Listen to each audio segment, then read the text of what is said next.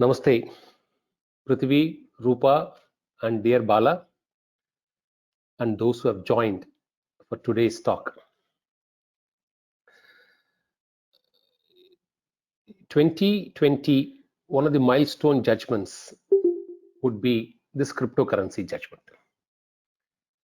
As it unfurls, very many new angles, dimensions to banking law, dimensions to our monetary system, and dimensions to the, if there are some law students also here, dimensions to administrative law. I think all of you would have seen today in the newspapers and also in the various social media. How far it is true, I'm not able to vouch for it. Now, there is a rumor that China is going to bring a digital currency, and which will be a swappable currency to their own fiat currency, yuan. It's a big news going on since yesterday, and today it's very evident and clear in the papers, but I don't know whether I don't want to be committing on this because these are all just news items. Whether sensation or truth, we have to wait and see. So China is one nation which has banned cryptocurrency, a nation which has officially banned, but now it wants to digitize currency and wants all Chinese entities to pay only in digital mode and not in dollar terms. So it's a new economic revolution, which I think it's contemplating at its end to meet the possible challenges for the rest of the world against it post the COVID period. Therefore, if China, a sovereign nation, can do it, what will happen to the rest of the nations post-COVID or generally with cryptocurrency? See, today oil is being sold by Middle East to various nations. So the resource is in Middle East, and the consumption is across the world in different parts, but the contract is signed in dollars. So what will happen to all of them in the future? So in this background, I want to slowly take you into what this judgment seeks to say.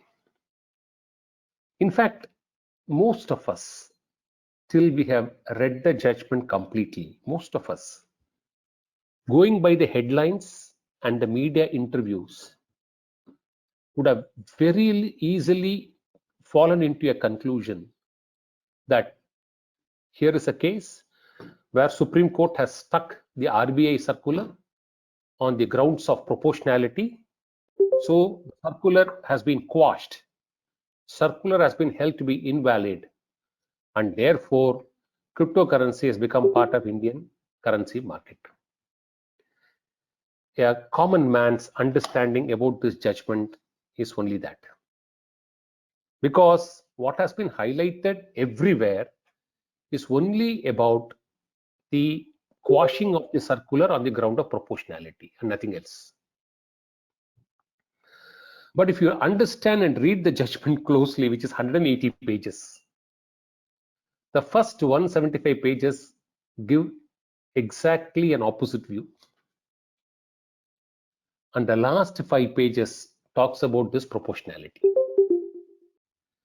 Therefore, if you are guided by the concluding paragraphs of this judgment, you are bound to come to a wrong or an erroneous conclusion, as though cryptocurrency is now part of the Indian currency market, which is not the case.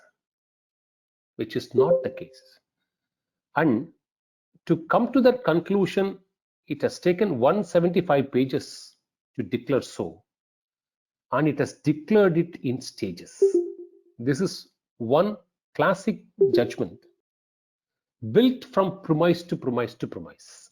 Anybody who takes the judgment and reads it will understand it. It's a technical subject, fairly difficult subject, but easy to read and very, very easy to comprehend. It has been written in that style. Now, let us see first, before we go to the judgment, we should understand one technology. Unless this technology is understood, then we will not be able to travel what cryptocurrency would all mean. Cryptocurrency is an avatar only because of blockchain technology. There are about 3 slides on it, but let me summarize to you. As Bala has already hinted, it's a holiday. You can't make us detain us beyond a point of time. So I'll follow Bala's caution clearly. So blockchain technology means what? It is first a network of computers for our common understanding. It's a network of computers, each block embedded with information, each block containing a hash which is interlooped with a subsequent block, that anyone who attempts to hack it, either at the hash stage or at the block stage, will have to disturb the entire structure located in different places to get into, which according to the blockchain technology is impossible to achieve. So this is the first core principle of blockchain technology, a technology which cannot be penetrated so easily. So the claim they make for this cryptocurrency or virtual currency is the first claim. There can be no counterfeit. We are assuring you that. That's the first guarantee they give. No counterfeit is possible in virtual currency because the technology is such. Now the second one is this distributive ledger. What do you mean by distributive ledger? It is the ledger which works on a real-time basis. Anybody can enter. So one who transfers money enters into that, and the money gets transferred or the currency gets transferred to the other person, and this is documented on a real-time basis. 3. What is important is this transfer again takes place when we say virtual currency. We call it virtual because there is no physical currency. It has no form or shape. It's all computer keys handled by computers, and they transfer it. Keys gets transferred from one person to another, getting documented in the distributive ledger, which according to all of them cannot be hacked. So the final claim they make is this is A, impossible to hack, 2, no counterfeits possible, 3, extremely low cost. So the cost of running the currency, there is no big cost to it, and therefore that cost cannot get added to the value. So these are the 3 positive claims they make about virtual currency. Now, who are its creators? The judgment records it. It refers from Adam back to this Satoshi Nakamoto. He is actually the real father of this technology, who still stays anonymous, incognito. And see, it had different names. It called BitGold, B-Money, all that is not. But what is important is the last statement of Adam Back. What is the objective of the creators of this cryptocurrency? They say we have created it.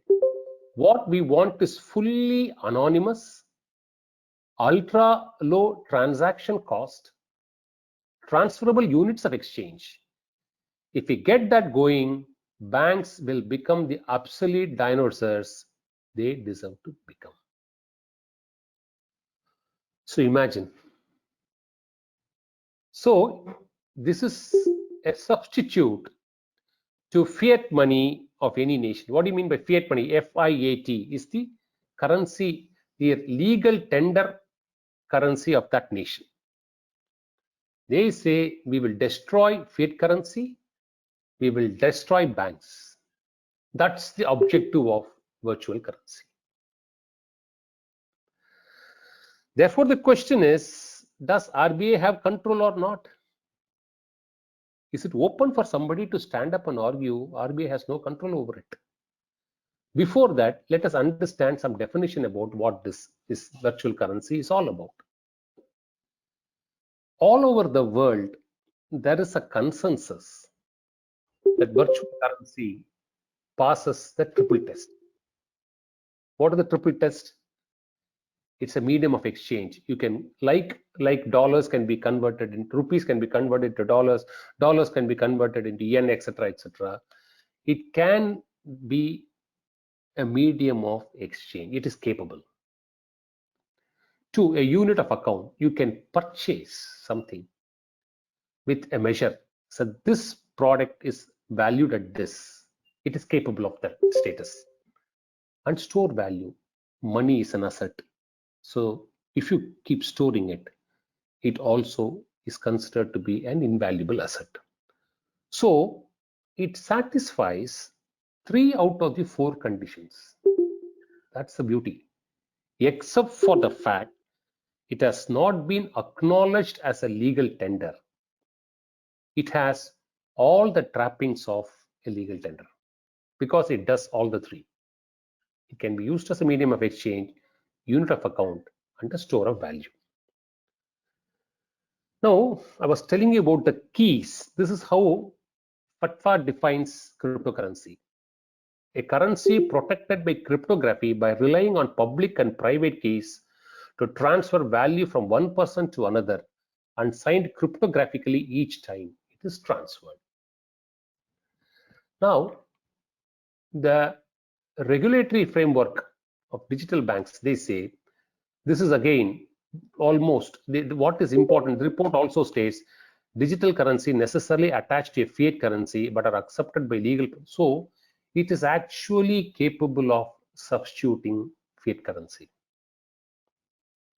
They go to that extent in their definition.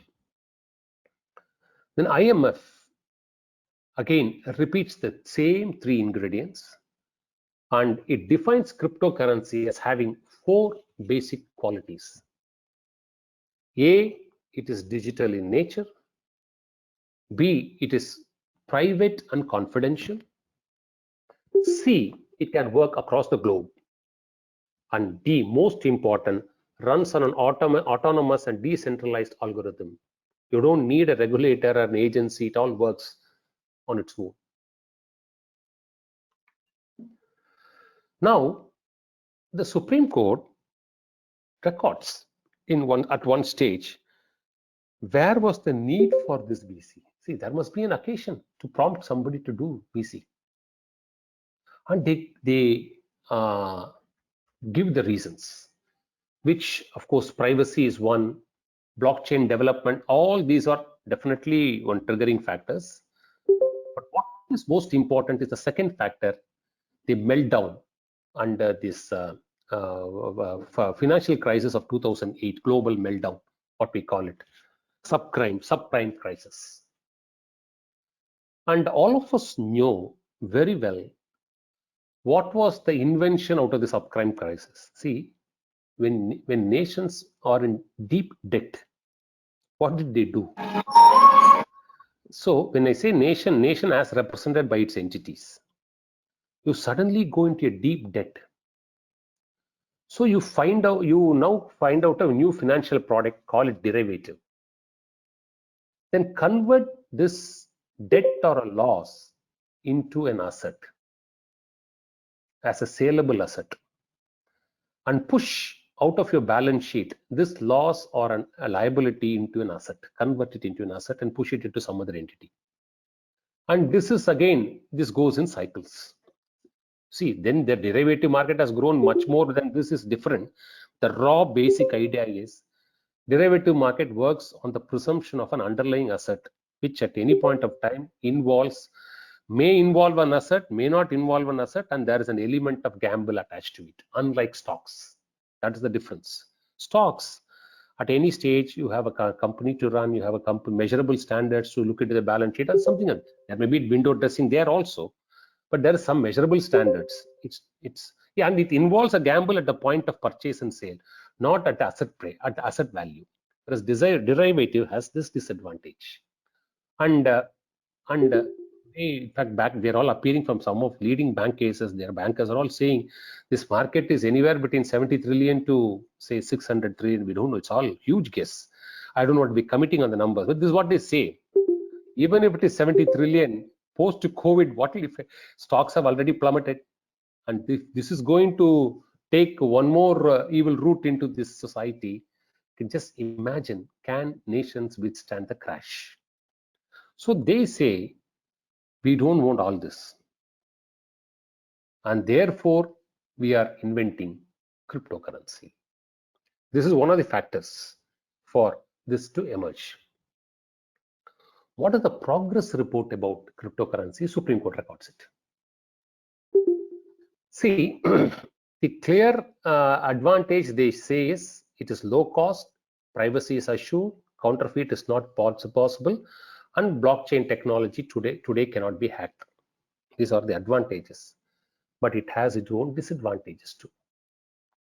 It can lead to evasion and criminal activity, and it can certainly affect and impact the monetary policy and management of any country.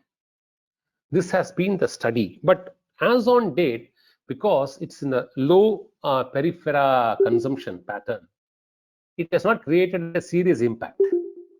But what if does is one of the concerns which is bothering all nations when they touch this subject. Now, these are the warnings. What can cryptocurrency actually do? Now, there are two downsides to it straight away. The first transaction of withdrawal or payment can be monitored because it might involve a fiat currency at that stage. So that is measurable, tangible, or even traceable. Beyond that, identity is kept private. So if you don't regulate it, what will happen to that is one concern. The second concern is it sponsors terrorism. Straight away, funds to terrorist movements happen largely through cryptocurrency. Out of the cryptocurrency market, large use is towards this. How? See, people offer so many social sites offer a lot of discounts, and they offer a lot of discounts in the form of bitcoins, and these bitcoins gets acquired, and these bitcoins are sought for as donations, and these bitcoins when donated is traced for its use, and they find it that it's going to the end use of terrorism. These are all found reports prepared by FATWA. It's all Supreme Court has referred to documents, and authenticity of the documents have been after validating it has put this all whatever slide we are now seeing is all part of the Supreme Court judgment. Nothing is some textbook or some paper reading. Every word in the slide what Supreme Court has voiced. This is the kind of analysis it has made. So it says this is one concern which they are, and more importantly is the last bullet. They're all worried about, see, if you say it is low cost and therefore it doesn't bear any interest. Tomorrow this substitutes our fiat currency. What happens to pensioners who are all living only on interest? What will happen to them? Can a nation take such a call? Is one concern. So the aggregate monetary policy of a nation will certainly get impacted if cryptocurrencies are allowed to percolate into the market. Is one concern they are throwing. Then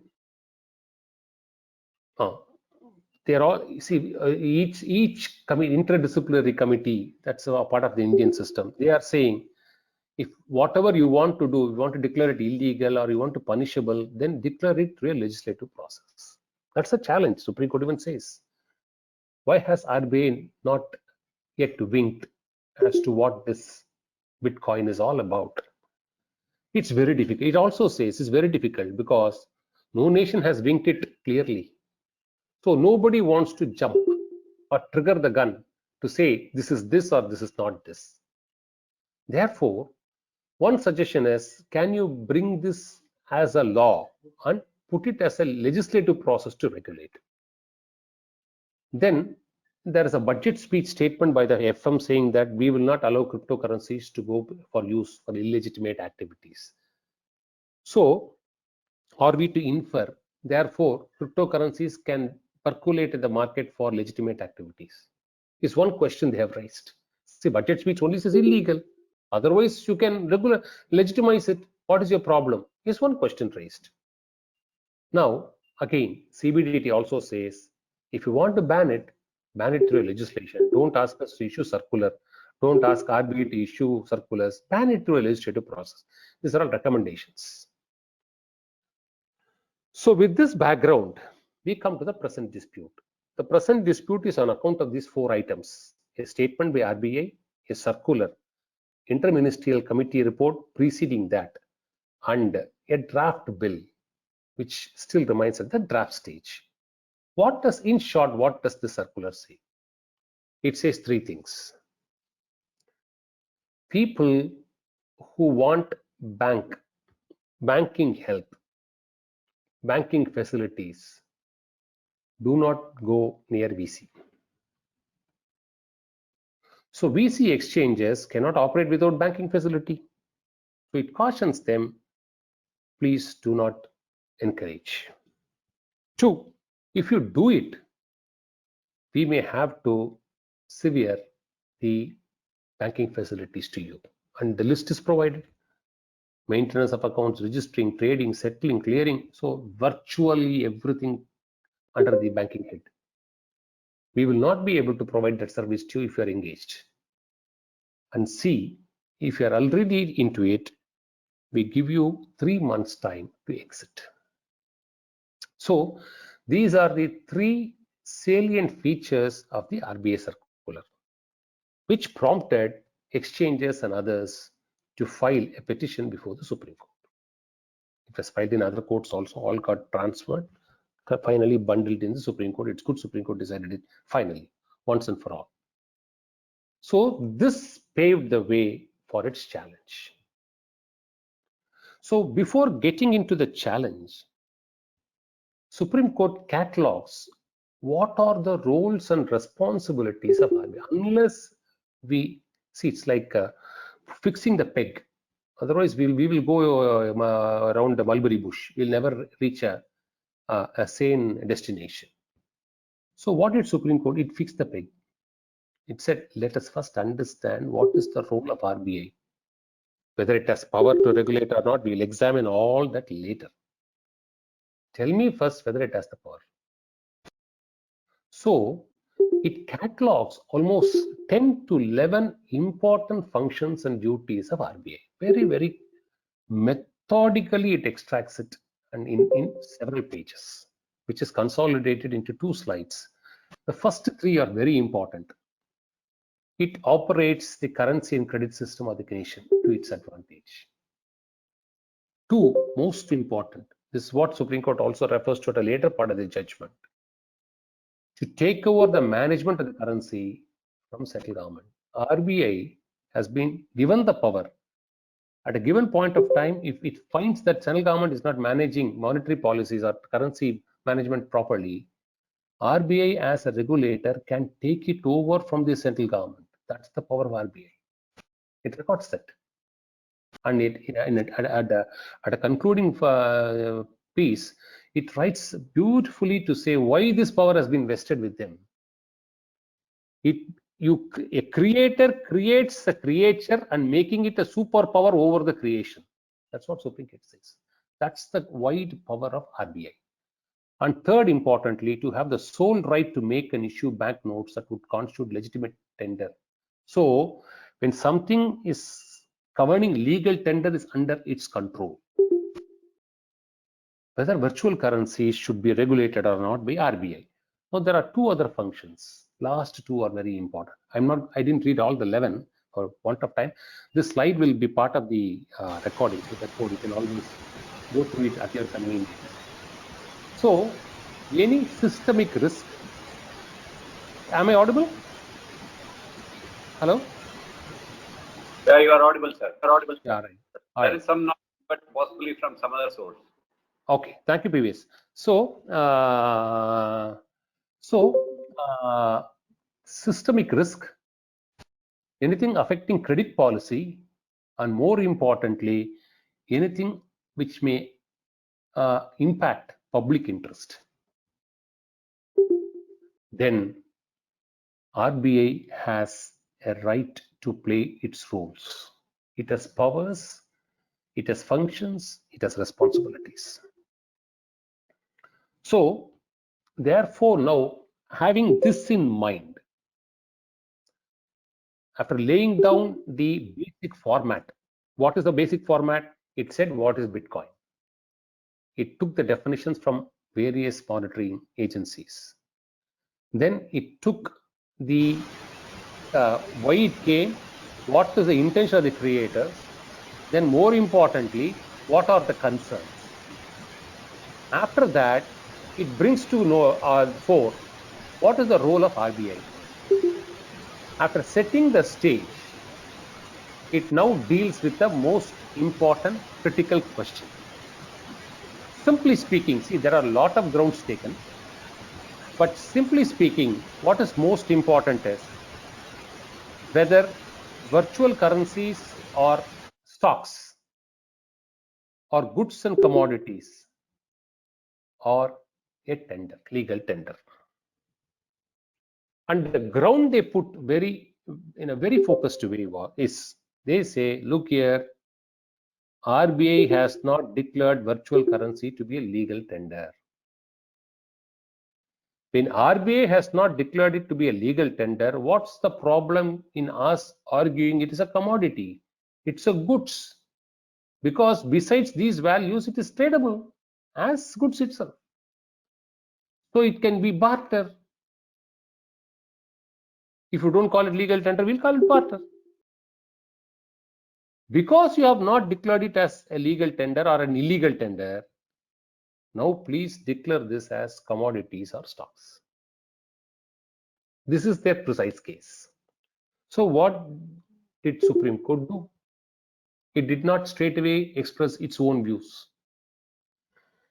Of course, it took the assistance of both sides and has meticulously brought on record the views by various regulators like RBI in the respective nations and the views expressed by various governments of various nations, and brings it back to the three fundamental rules. It says all over the world, this is understood as something capable of using as a legal tender, though not recognized as a legal tender, properties of a legal tender in terms of exchange value, unit of account, and store of value. So this is the view of the regulator now. ECB, which all of us are well connected with most of the companies in India, ECB loan. ECB gives it a status as an unregulated digital money. See, almost close to saying that it is money, unregulated, that's all. And IRS says it is capable of working in a manner like a country's traditional currency. IMF, FATFA, ECB, finance authorities, United Kingdom, everybody says we all consider virtual currencies as digital representations of value. Now, SEC also says that it can actually be swapped with perform the functions of long established currencies for exchange, such as Japanese yen with US dollars. So financial crime enforcement agencies also say it has attributes of real currency. All this is recorded by the Supreme Court. It also says if required, it can be a substitution to banknotes. And the work of a bank can in fact keep declining slowly. And one of the state of Liechtenstein says we are ready to swap this with fiat currency. We can exchange this with fiat currency. We have no problem. And German federal system and United States virtual electronic. What is important is the second bullet. That is a matter of concern. Luxembourg has taken an official position that cryptocurrencies are actual currencies. That is a real matter of concern. All of us know every nation, at least till 2011, openly, and after that in their own with all the restrictions possible, have always encouraged tax havens, every nation, because tax havens help you to bring money at a low cost and help you to bring investments of a big size. So every region had a tax haven. The three famous one are Cayman Island, Luxembourg, and Mauritius. So the trading partners, whoever is comfortable, whichever tax haven their combination, they used to bring their investments to the tax haven. Now, tax haven serves two purposes and objectives. Bad money getting invested to produce good wealth. This is one way tax havens work. India has also acknowledged this even in a Supreme Court judgment. As long as it has been permitted through an official legal investment route, and if it has generated wealth, employment, and progress, I think we should also close our eyes like every other nation does. We can't be more proactive than the rest of them, because this is how the world economics and dynamic business economics and investment works. A very pragmatic judgment of the Supreme Court, where the end use is good. But the same tax havens can also bring bad money and convert it into evil purposes. Drug trafficking, prostitution, terrorism, war crime, extraterritorial crimes. There are so many things. Both the haven is the vehicle for both. So after 2011, with the exchange of information and all, things are all changing. Countries are all quite, structures are all getting unbundled. All this is fine. But the concern still remains. You might stop bad money becoming good wealth, but have you stopped bad money becoming evil projects in the respective nations? Has that stopped? Is still a big question. So when one of the tax havens says virtual currency is a legal currency in my place, then if the rest of the world calls it as illegal tender, how does it matter? Because that transacting point, you can always, that is why FATWA is concerned and files a report, very detailed report, saying that this appears to aid terrorism and several other negative activities which are unhelpful to any nation. One haven, if it declares this, is that not enough for you to convert? That can be a place of exchange of everything into bitcoins, and once it becomes a virtual currency, then privacy operates. You will not know. So this danger is happening with one nation which has officially called it as its currency. Now, after taking cognizance of all these aspects, Supreme Court puts it beautifully in two sentences. Look here. In law, it may not be a legal tender, but in merchandise, it performs all the functions more or less of a real. We can't shy away from this fact. Puts it clearly. You keep on arguing it is not been recognized by law. And they keep on saying we can't recognize it by law, but it has all the properties of a legal tender. So this is a major leap, we can say. Students of law especially here should follow this point. See, the argument is you have not declared it as legal tender, therefore you have no business to regulate. But see how Supreme Court handles it. Supreme Court says, come, you are saying in a legal sense it has no tender status, and in social sense you say that this is not becoming a medium of exchange so prominently as a real currency is. So why don't you allow us to operate in peace? For which Supreme Court says, look here, it gives 6 solid reasons as to why it's bringing VC under its ambit and control and regulation. The first triggering point, the platform or the foundation is this. It says, if something can be a tender in merchandise and not a tender in law, it can still be governed by RBI because it has something to do with tender. This is a huge jump in administrative law and also in jurisprudence. When you have not brought a subject into your domain, can you be given access to regulate? It says it has an impact on it, and therefore we will make it a. This jump has come for the first time through a Supreme Court judgment. So students of law should certainly bear this aspect in mind. Something which otherwise was not falling within its ambit, Supreme Court says you have not drafted a law, you have not defined it, you have not put the parameters of it. It's like, see, if you can compare it to a tax law, we'll all say you need a charge, otherwise the law fails. The whole law fails without a charge. If you don't define supply, then you can't put GST. If you don't define income, you can't put income tax.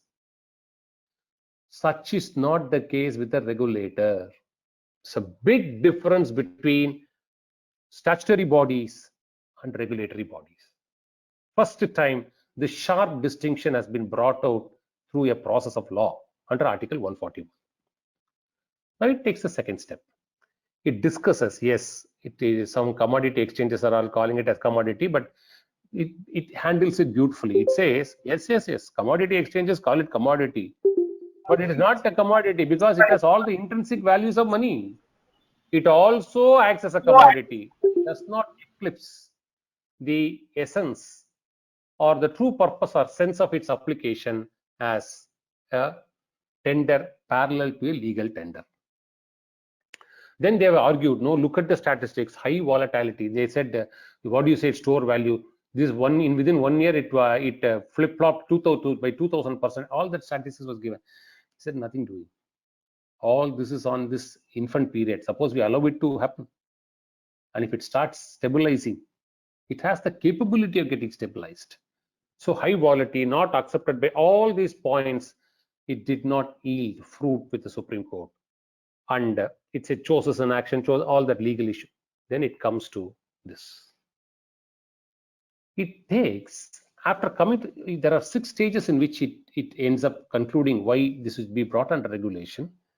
And it takes after closing with the first stage, it takes how is money and virtual currency dealt by various jurisdictions by courts. How have they dealt money and virtual currency? So it says ECJ treats it as non-traditional currency. Other similar currencies. So Supreme Court says ultimately, will it impact the currency and credit system? Will it impact regulation of the financial system? Will it be perceived as a potential risk? That's the second major point. First was something which was not within its ambit as on date. It can still regulate it. Second, perceived threat is enough in terms of monetary, currency, payment, credit, and financial. If there is a perception, a fear that you don't have to show, see, this is the difference between proportionality theory and application of administrative law principle here, which press and media has not highlighted at all. When it came to exercise of power or competence, it declared RBI has competence to regulate even on the basis of a perceived threat. How, to what extent it can regulate will be proportionality, which I'll come later. Please don't confuse both. At this point of time, Supreme Court says RBI has authority to regulate it. And it can regulate it based on a perceived threat. See, we all argue cases in Competition Commission. First point we take is market share. We are not what is this predatory pricing? We are not a perceived threat at all. We are not a dominant player. This is the first ground we take on statistics. Whereas here it says perceived threat is sufficient. So this is a second important principle which is laid down. Third, if it is going to threaten or impact the financial system, which all the nations, all the regulators fear it will. None of them have declared it as a legal tender, but they all say this as all this.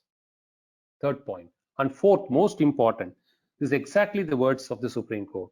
It says it is ironical that this avatar meant to kill the central authority of banking access with the same, and goes seeks banking access with the same authority to accomplish its goals. It says, remain silent, let me do whatever I want to do, because I'm ultimately going to kill you.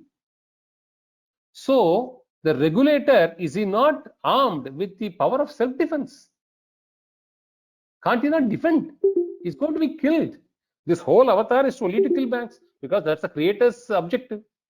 We want to create all these dinosaur banks to become obsolete. So does not RBI have a right of self-defense mechanism? This is the fourth interesting ratio emanating out of the judgment. Then, creation of VC is to liberate the monetary system, which is a slave to the central bank, and to operate with the private interest. So this is the objective. And therefore, they say it is not even a perceived threat. They finally conclude it's a direct threat. And hence, RBI can regulate. Here, there is no proportionality, please understand. When it comes to competence, they have said it has the domain right to regulate. Now, then it interprets the circular. It says, if it means that somebody's business has to be crippled down, be it so. But this is not a circular which prohibits VC. It is a circular which restricts. And how does it justify it? It says, as long as you don't do two things, you don't exchange VC with fiat money. And these exchanges, VC exchanges, should not be collecting fiat money or the local currency as a form of commission. You take VC, when you're doing VC business, you take the commission is bitcoins. We have no problem. Then the circular won't harm you. See, you guys allow the exchange through which you can operate bitcoins, but you want to draw your commission in Indian money, Indian rupees. How unfair. And you come and say RBI cannot regulate it. So where is the prohibition? If you don't do two things, we have no problem. Don't swap it with fiat currency. Let not exchanges draw commission in fiat currency. If you operate Bitcoin as Bitcoin within your own circle and loop, the circular won't operate against you. So there is no ban. It is only a regulation. Then the last sixth point. This is one more quantum jump. See, why I am highlighting this both to BCIC and also to lawyers is, both of you should understand, because we are going to be governed more and more by regulators. And you can't, statutory authorities are different from regulators. The powers are all getting redefined and it's getting nuanced. This judgment has actually nuanced the powers of a regulator through the tool of administrative law. In essence, that's the truth of this judgment. And it says this, see, they all refer to some stamp duty authority and say this power, this limitation and all. Supreme Court says nothing doing. The role of RBI cannot be compared with the rest of the regulators, because it has been delegated with some powers by the parliament at the time of its own creation, that it can snatch away certain functions performed by the central government to itself. That is how this act has been created.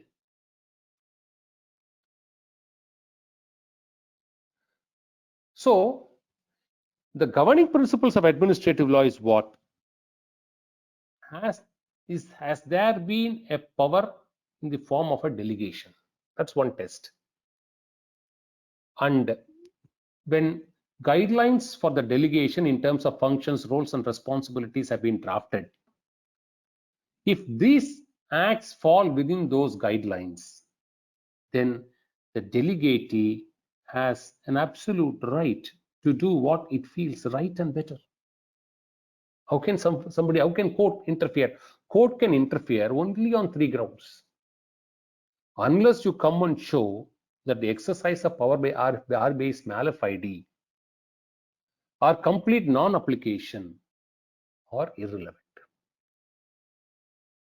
If you don't bring it under these 3 categories, then the exercise by power under RBI is well within the principles of rule of law. It also says the power of RBI is not just curative, because I'm going to show one more slide. They all argue, look at CBDI, look at PMI, when there is a problem. Why are you guys jumping now? We don't see, there is nothing on record to say that something has gone seriously wrong in the economy because of virtual currency. So why are you allowing us to be getting regulated even at this threshold point? For which Supreme Court gives the 7th reason. No. The role of RBI is not just, it's curative, and it's not merely curative, but also preventive. That's one more. See, this is a judgment. Law students should understand that it helps you to learn new perspectives of administrative law in relation to regulatory laws in this nation. All your administrative law books will not have this. This judgment is it's an authority by itself for that principle, and you must therefore read it closely to come to grips on these principles. And it brings the 3 foundational principles of administrative law. What do you mean by prohibition?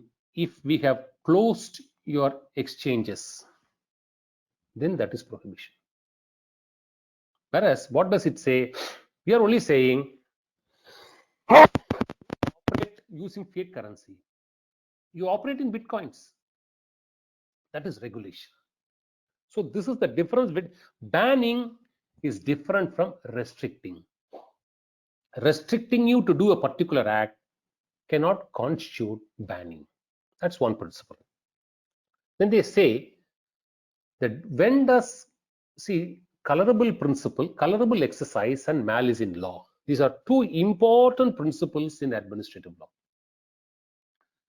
What we all know, malice in fact, which is nothing but fraud, intention to deceive. But what is malice in law? Somebody is vested with an authority to pass a law or rule or regulation or any such thing, and he willfully and intentionally passes a law to take vindictive positions against or to destroy someone. So using the legal process as a tool to take a vindictive action against a particular sect, trade, as the case may be in this case, if that is demonstrated, then courts have held that conduct of that authority exercising that power is a malice in law. Whereas colorable exercise is not malice in law. It's not, see, malice in law is like, it's very difficult to prove. It's like fraud. The burden of proof is very high. Whereas colorable is, you have the authority to do, but you have exceeded your authority. So prohibition versus regulation, colorable exercise, and malice in law. These 3 principles get evolved and get reiterated again. These are old principles, get reiterated. And it came to the conclusion that RBI can do anything under these 4 contingency: public interest, banking policy, interest of depositors, and interest of the banking company.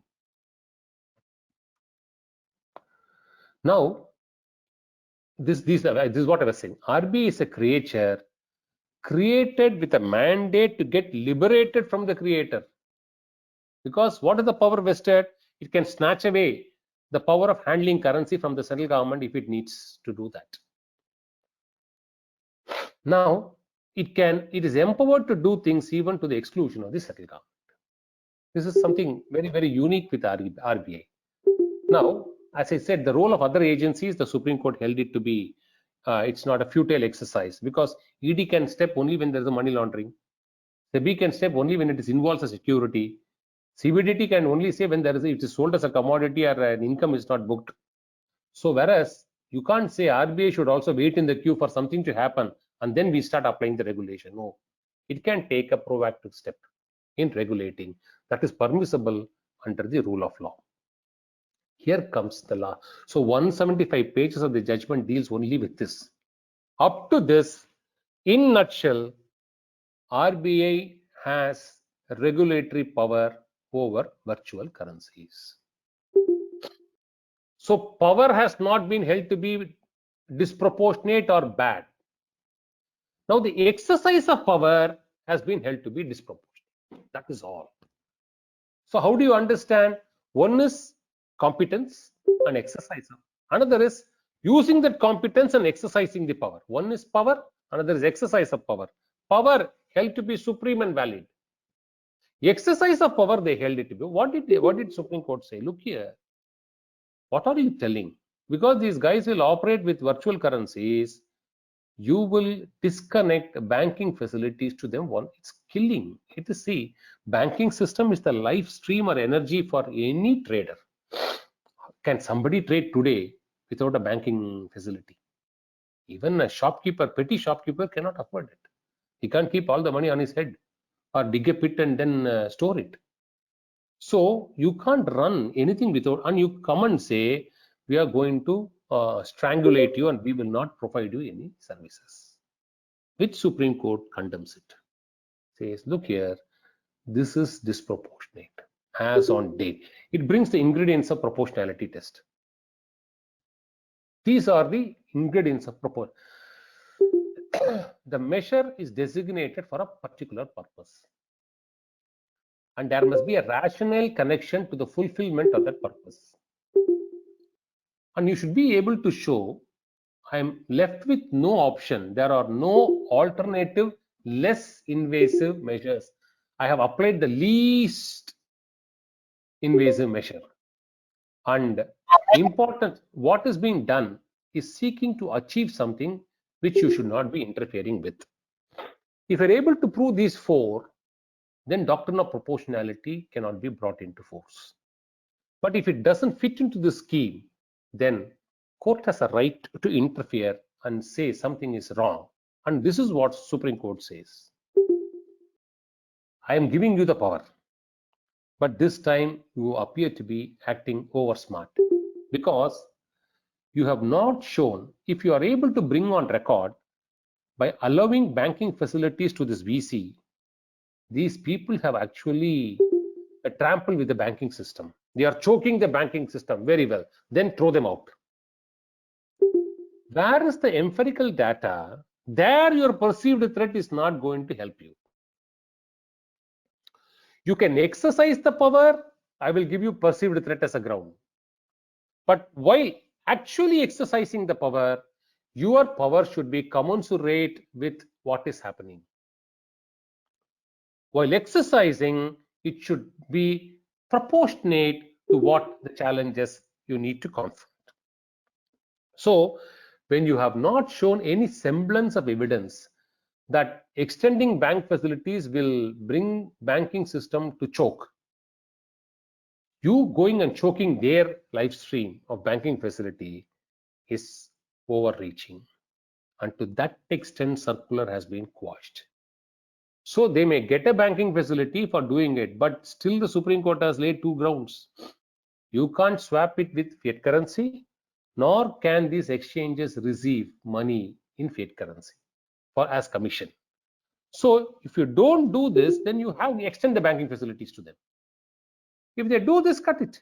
So RBI can always come back with a circular, which are less invasive circular, and regulate them. Don't ever assume that these people cannot be regulated. That is a wrong conclusion, which anyone can easily draw reading the headlines. Bala, I've stuck to my 1 hour. I can take questions. 11:02 to 12:02, 1 hour. So it was a pleasure. I'm so happy PVS has also joined. PVS, my teacher, is here. So on income tax. So Bala and Prithivi, Rupa and Shyam and everybody in the chamber, I am extremely thankful for this 60 precious minutes. And there are some lawyers from our bar and law students from some universities who have also joined today's session. I'm grateful to all of them, including their professors, and I can take any questions now.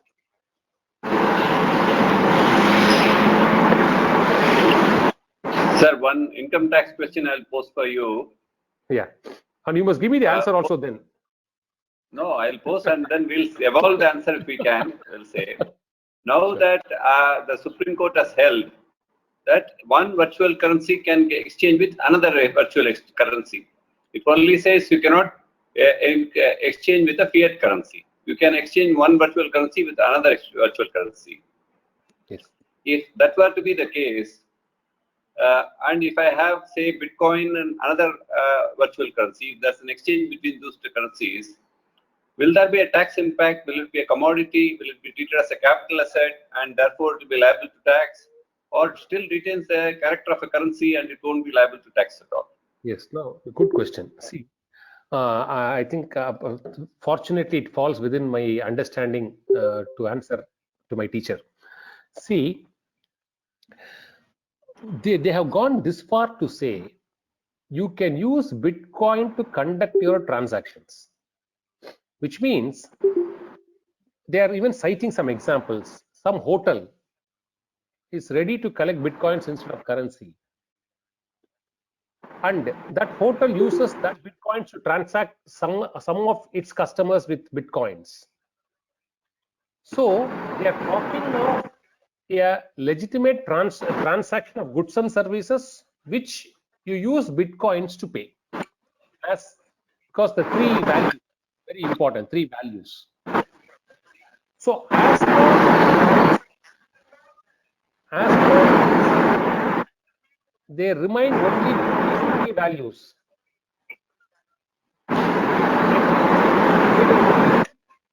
partake the character as virtual legal tender, not an official legal tender. But the commodity market allows virtual currencies to be traded as a commodity or as a merchandise. So if somebody is going to operate VC as a merchandise, as you are rightly giving me an example now, that transaction, income tax has to capture it as only a commodity transaction.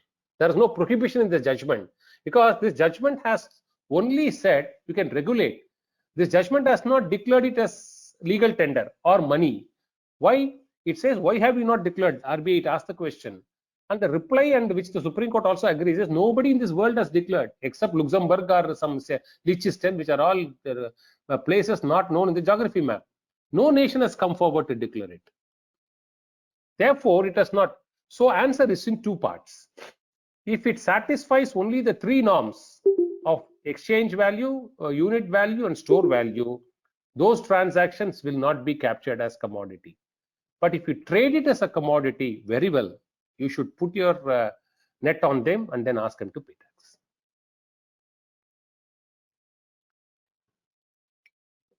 PBS, is this okay? Is this answer? Looks correct. That's the way I think the tax authorities would look at it, sir. Thank you. Any questions, Pradeep?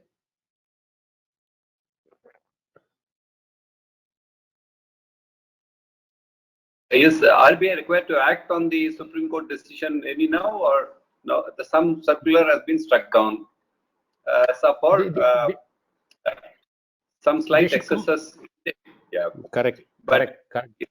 Now this judgment is almost a year, if I remember right. At least certainly more than 8 months old, if I remember. Now, is RBI required to do any action, or it has to only keep quiet and see that the operators operate within the judgment of the Supreme Court? When there is an excess, they would come in. See, even today, they have a right to issue a circular which is less invasive. That Supreme Court has made it very clear. Now, whether they want to do it or they are delaying it to do it, because why? Because whether we should govern this by a circular or govern this by a law is something which is now becoming a matter of contemplation. That is the suggestion even by the interwings of RBI to the government. Why don't you regulate it as a law? So, because of which possibly RBI has not come back with one more circular. And right now, there is no pell-mell or commotion or chaos. So, it has the time to take a call, is what I assume at this point of time. Thank you. Sir, I have a question. Manohar Yes. here. Yeah. So now, what do you think in your assessment in Indian, say, transactions? How much of transactions possibly would have taken place, say, in the last 1 year? Anything from maybe selling, buying, transaction, yeah, whatever it is, you know. See that statistic. The impact on the economy. I'll give you an answer at least to that extent. See, there is no empirical data furnished by RBI in the court. So court has also not referred to any data of recent origin. It has only referred the matter more conceptually. But what is coming out of the judgment is, as of now, this looks to be de minimis. What do you mean by de minimis in law? Very, very minimal. And that's the case why this VC exchanges fought it in the court. Why do you want to regulate us at this point of time? What have we done to bring us under regulation? So it looks to be very, very, very, very minimal and marginal at this point of time. I'm not able to give you the data because that such a data has not been produced before the court. And I don't want to be giving a data which is not there in the court record. If someone has an idea, this is what I said, this is what I read and all, well, that's okay. That idea can be brought on record, can be discussed. But Supreme Court has not brought anything of that sort in its judgment. So there are two questions. One is a legal question that Lalitendra Gulani has posted on the chat box. I'll read it for your benefit. What is the second question? Not legal. First question is legal. Second question. So there is one question which is on future of China. So I'm not too sure whether we should take it in this session. But I'll read the first one and then we will see the second one. The first question is, do you think that the legislature can prohibit the use and trade of VC in India? And will such prohibition by the legislature not tantamount to violation of Article 9(1)(g)? 19(1)(g). See, no, it may not. If legislature, see, that is the difference between a regulator passing a regulation and the legislature passing a law. Legislations should be proved ultra vires the constitution. Now, what is the to say that you can't allow me to do under 19(1)(g)? When Supreme Court says perceived threat is enough for them to regulate. If they say empirical data today says if you allow this, this will compete with fiat currency. It will create parallel economy. It will lead to shady transaction which can never be detected, and therefore we can't take a chance. A nation wants to ban it. It will be sustained. But banning, it is better to be done through a legislative process and not through a regulatory process. That is the difference. Yes. When I say regulatory process, issuing a circular, same banning can happen under the RBI Act itself. But it has to be through the parliament, through a legislation, amending the act. Yes. So there is one question which is not a legal proposition. In fact, it's what the person is asking is if Bitcoin's exchange is the future realities, definitely it will have impact on banking system. What would be the impact on banking system and what would happen to, so there's another related question from another participant. What will happen to China, etc. and dollar? More a financial question. Yeah. Second part, China and dollar. I don't know whether even China knows it at this point of time, or they will reveal it. So I will leave it to a guess because it's all just at a headline stage, and we keep speculating on it, and if the news is completely wrong, then we'll be making an erroneous exercise of discussion. But as far as the first point is concerned, The first question is, what is the first part of the question is what, Bala? Future realities of if yeah. this is the future reality, what is the impact on Right. banking system? In fact, yeah, you're right. See, this is according to me, it's a very relevant question. Supreme Court also takes it. It says it's like the blind men trying to define the elephant when it comes to virtual currencies. All the nations are blinking. Why? Why? Because see, this is where it stands, virtual currency. For every nation as a challenge. Should the law go and chase virtual currency first and enact a legislation? Or should virtual currency grow in size and stature, pose its own problems, forcing the lawmakers to create a law? It's a race. So, which will happen? As it stands today, the first has not happened because virtual currency is marginally in transaction. In terms of the global economic space, it is also finding a space, however minimal it may be.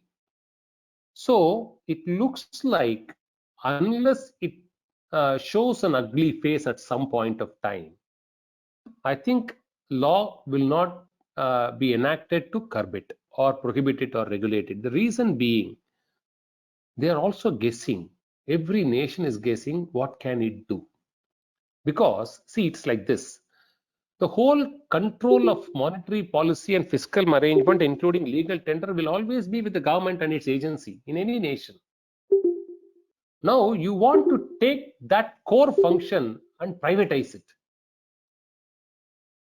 So, whether government wants to outsource it, whether government is acceptable to privatizing it partially and run it along with it, or government wants to ban it, or government itself wants to do it. See, there is a proposal in the ministry that why not India bring something called the digital rupee? Why should we allow private players? We will officially bring digital rupee as a mode of currency. So these are all in discussion stage. So out of the four, what is going to happen? Only time will answer. We can only guess at this moment. So we'll take one last question. The participant here has asked, what about using money to buy virtual currency and sale of virtual currency in jurisdiction outside India and then bringing in the money into India? When you bring money into India, what is the form? That's important. That would be yeah, that will be fiat currency. Yeah. So, but now the dovetail theory, form over substance, everything will matter, Bala. If the transactions outside India is an independent transaction capable of an independent commercial dealing and payment of consideration to that effect, then that will be dealt independently. But if the transactions is directly has a nexus and intertwined with the money coming into India, then they will say that we will read form over substance, interloop all the transaction as one. What we call it the Venice-Berry's principle of this. Not Venice-Berry, the other principle, doctrine of serious transactions, which they applied it in that famous Mauritius case, Justice Krishna and Justice Rumapal. Oh, what is that case? Asadi Bacho. So you will read all the steps of the transaction as one transaction and see whether one is interlooped with the other. So that principle will be invoked. It depends on the commercial intactness and the distinctiveness of the transaction outside India and within India is what I feel at this point of time. Sir, just one question. Yes. This is Gopal Hosur. I'm a former police officer. Namaste, sir. Thank you for giving a very, very wonderful explanation on the subject. As a police officer, I'd be more keen to know whether in India any criminal cases have been booked for use of this cryptocurrency and what has been the fate of those cases. I am not aware it immediately, sir, because the judgment has not dealt on that and I have not made a study in that angle for me to speak in public authority. But the Supreme Court records the fact that one of the downsides of virtual currency is the first transacting point alone will be known because it will be feed currency to VC. Once it becomes VC, it becomes private, confidential, and not in the domain of public knowledge. Therefore, they have found that FATFA has filed a very detailed report which is referred in the Supreme Court judgment. This is capable or in fact has penetrated the terrorist market.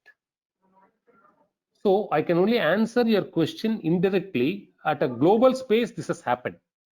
With specific reference to India, what has happened, I don't have the statistical case data, but it is potentially capable of sponsoring criminal activities is one concern all the agencies have flagged. Thank you. Sure. Sir, we have come to the end of the session. Thank you so much for a very enlightening session. It was wonderful hearing you. It was our pleasure to have you again in the chamber, this time in a different form, because we are all locked in our homes, but I think the impact was same as hearing you in person. Thanks to you, and you have lucidly explained the Supreme Court decision for all of us to take away. Thank you so much. I'm deeply obliged to the Thank you. organizers and Being talked in virtual mode. oh, thank you. Can I exit now? Correct. Thank you so much. Thank you so much. Thank you so much. Namaste to all of you. Thanks for all the listeners, please. Thank you so much. Thank you very much, sir.